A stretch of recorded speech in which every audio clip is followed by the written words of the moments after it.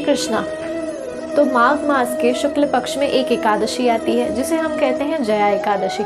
तो अब आप जानना चाहेंगे जया एकादशी की इम्पोर्टेंस क्या है, उसकी कथा क्या है। तो वीडियो को पूरा देखिएगा, लाइक करिएगा, शेयर करिएगा, कमेंट करिएगा और सब्सक्राइब जरूर करिएगा। जया एकादशी की कथा कुछ इस तरह है कि एक वक्त था जब इंद्रदेव की सभा लगी थी स्वर्गलोक में, और वहाँ पर कई सारे गंधर्व और गंधर्विकाएं गाना गाने के लिए आए हुए थे। कई सारी अप्सराएं भी नृत्य कर रही थी। उसी सभा में एक गंधर्व भी थे जिनका नाम था माल्यवान। उनकी एक नवयुवान पत्नी थी।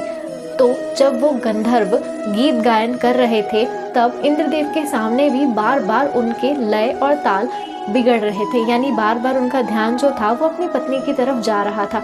इसीलिए आखिर में इंद्रदेव ने उनसे काफ़ी नाराज़गी व्यक्त करी और नाराज़ होकर उन्हें ये श्राप दिया कि जिसके प्रति तेरा ये भाव है, जिसके तरफ तेरी बार बार निगाह जा रही है, वो एक पिशाच बन जाए, यानी कि राक्षस बन जाए और कई दुख भोगे।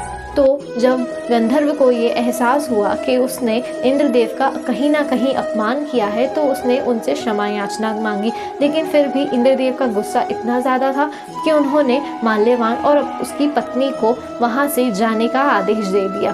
कुछ वक्त बाद माल्यवान की पत्नी राक्षस बन चुकी थी और बहुत ही ज़्यादा डरावनी लग रही थी।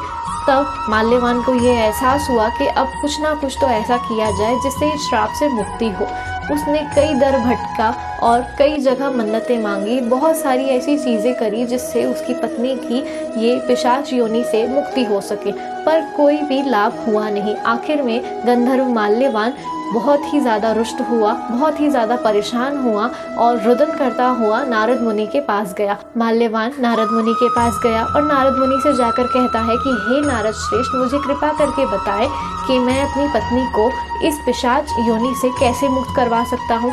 तब नारद मुनि ने कहा कि तुम जया एकादशी का व्रत करो, भगवान श्री हरि नारायण का पूजन करो, भगवान का कीर्तन करो, तुम्हारी पत्नी को जरूर इस पिशाच योनि से मुक्ति मिलेगी। जया एकादशी का पालन करने पर माल्यवान की पत्नी पिशाच योनि से मुक्त हुई और उसने दोबारा एक सुंदर शरीर धारण किया। उसके बाद में गंधर्व माल्यवान और उसकी पत्नी दोनों दोबारा स्वर्गलोक में पधारे।